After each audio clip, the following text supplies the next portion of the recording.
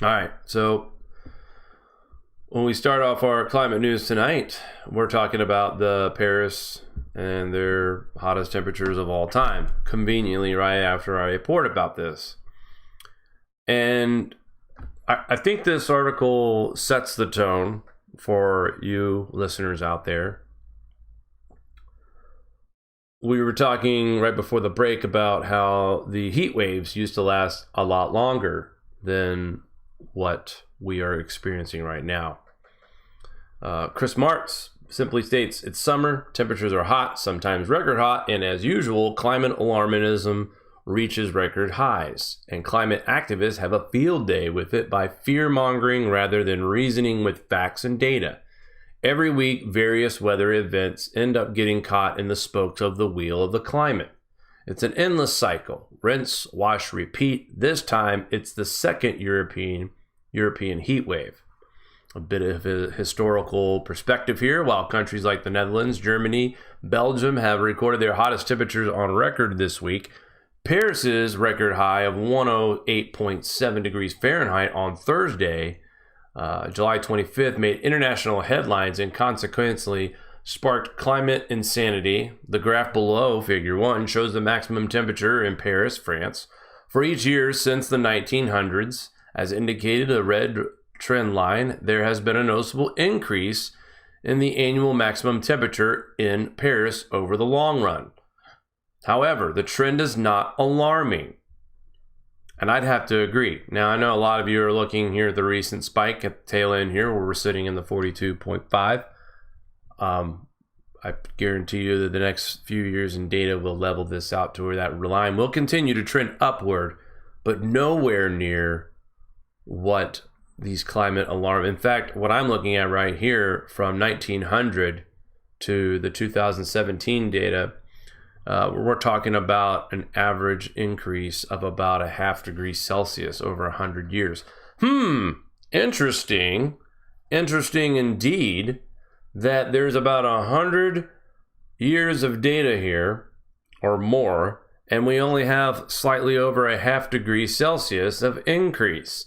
Now, isn't that what Zarkova's paper talks about? Over the next 600 years, each 100-year period, we will see a warming of 0.5 degrees Celsius over 100 years. And of course, this past 100 years, we weren't in the middle of a little ice age or anything like that. So this information, to me, seems pretty accurate when you look at the overall message, which is over 100 years, we can account for about 0.55 degrees Celsius of temperature rise, maximum temperature rise that is, in France from the 1900s all the way to now. So this is what natural global warming looks like. Now, what's great about this is that we are entering a grand solar minimum period that will now stop that warming and put it on a decline for a little while. So when we start our next 0.5 degree warming per 100 years, which won't be until 2055, and you got to wonder if you factor in the warmth that we've seen from the year 2000 till about 2016, and then pick it up again after 2055 and add that warming in together, it'll still come out. I'd be willing to bet. I wish I would be alive to see this in 2100, but I'm willing to bet that we'd probably see around 0.55 degrees warming Celsius, even as we speak. So we'll see. We'll just have to take a look at the long-term trends, I guess. Like I said, I won't be here in 100 years. Maybe some of you younger listeners might be really old farts by then. But, it'd be interesting to see how the next century of data turns out. I'm going to pretty much bank on we're going to see a decline in this trend. And here we go. I'll leave this here in a minute. But just to prove that how things are in cycles. We got down, we goes back up, and then we go down, and then we go back up. We've peaked, we're going to come back down. Okay? It's that simple. I mean, nature is showing us her heartbeat.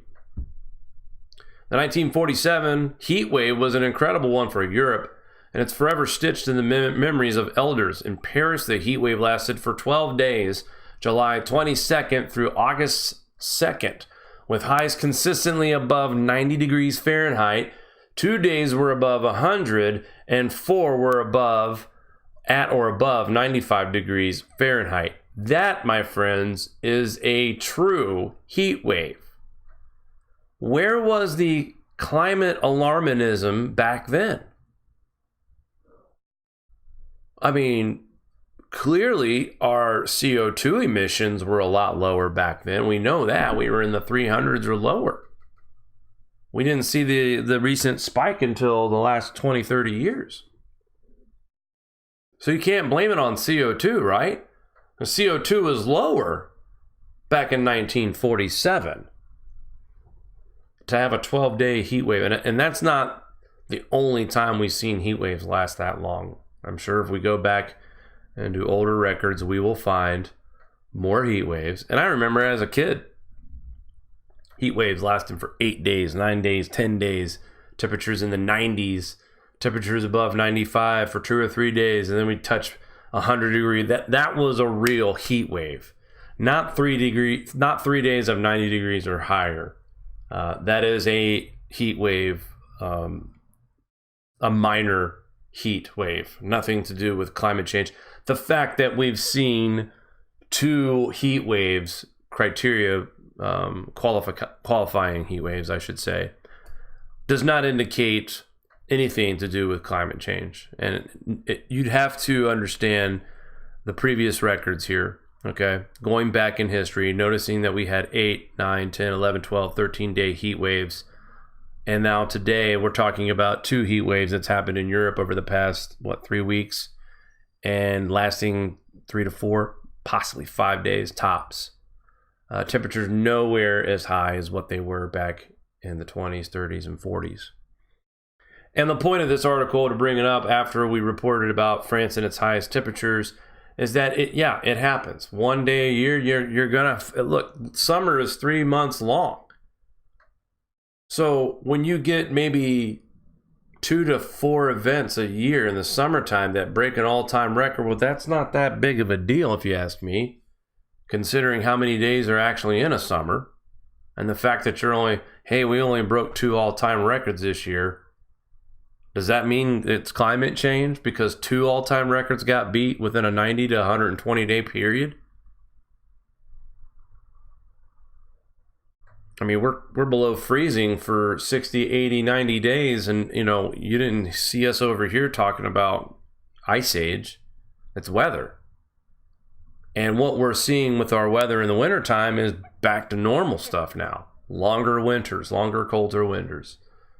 Late happening springs, later falls.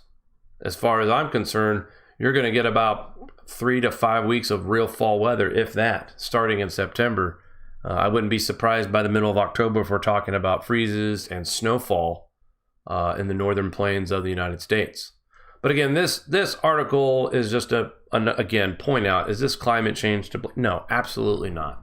2 heat waves of 3 days to 4 days long within 3 weeks does not qualify for climate change.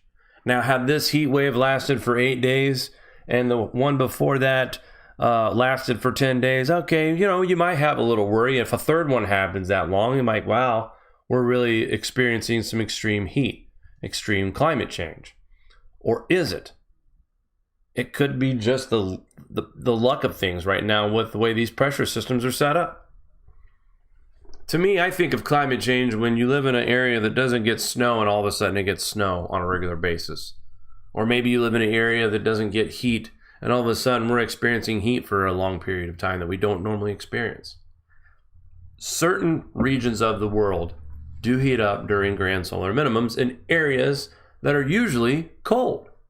For instance, Alaska, parts of the Arctic, parts of Antarctica, parts of Greenland. It is not for certain. Look, if the Arctic warms up, all that's saying is that it's pushing colder air down further south. Okay, that cold air has got to go somewhere. It just doesn't vanish into thin air. That warmer air will push the cold air down or push it away. Either way, there's a transfer. It just doesn't fizzle out. Check out the article on our website. We left the link there. What's up with that? Chris Smart's well written. just to kind of put the flames out on this latest heat. Well, I wouldn't even call it a heat wave. A couple of days of really hot weather, and now we're talking about some unseasonably cooler temperatures heading to that region as well. I pointed that out to Severe Weather Europe on Facebook, and they didn't seem, they weren't too happy about me claiming that it was going to be significantly cooler after this next heat wave coming up, and I was right about that so far, it looks like. So we'll keep our eyes on that area. And I found this little blog here on a local TV station. I don't know where this is out of, but this guy did a pretty good job. He updated this today. Below is a look at number of reports of softball size hail, also baseball size or larger hail by the state. These are the hail sizes that can do extreme damage, such as totaling vehicles, breaking windows and buildings, causing severe damages to roof, injuring humans and animals.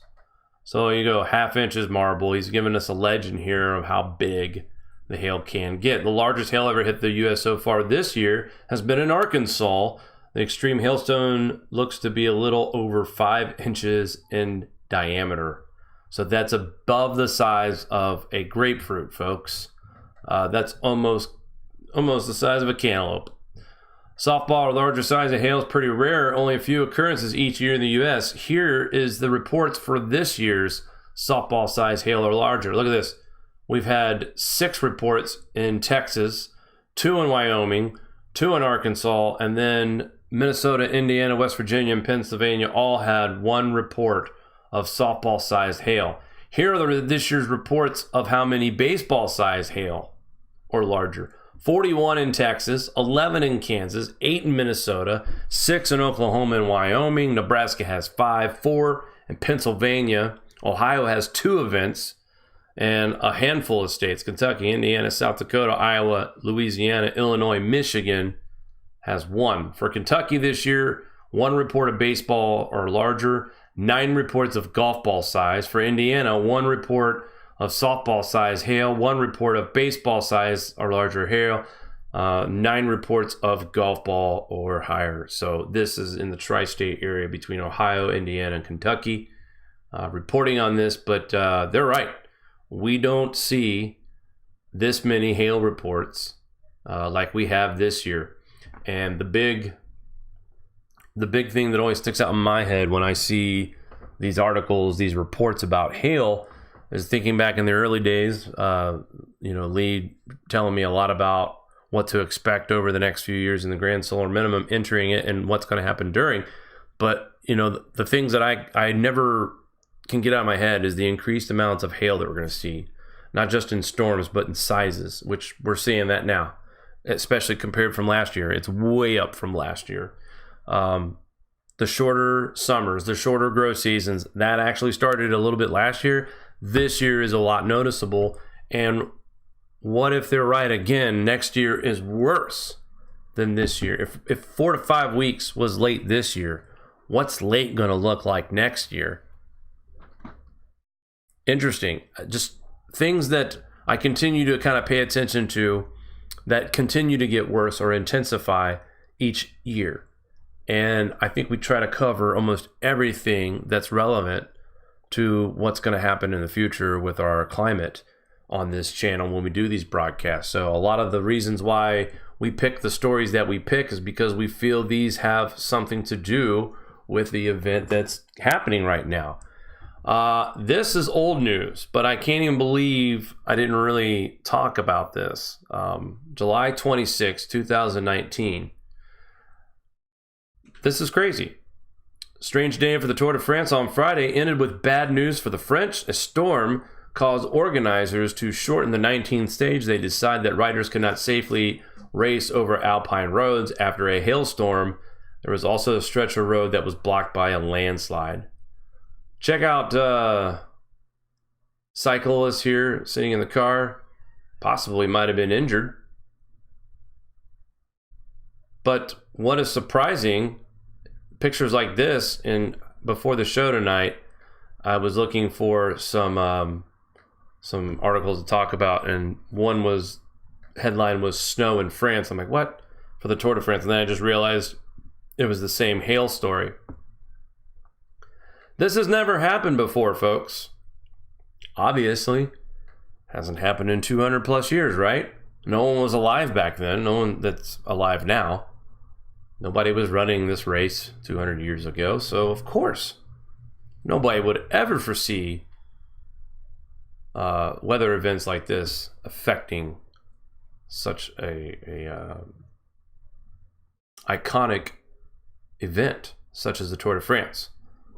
So just wanted to point this out on the 26th. The race had been stopped on the 19th stage, and this is why. Hail accumulations, looks like snow, I get it. That's another thing that we've seen, not just the size of the hail this year, but how quickly it builds up, how quickly it accumulates as well. And we're talking, very warm temperatures. While we're talking about hail, I know this is corny, but I had to share it tonight. We talk about this all the time here at the Grand Solar Minimum channel. And that is coming up with solutions.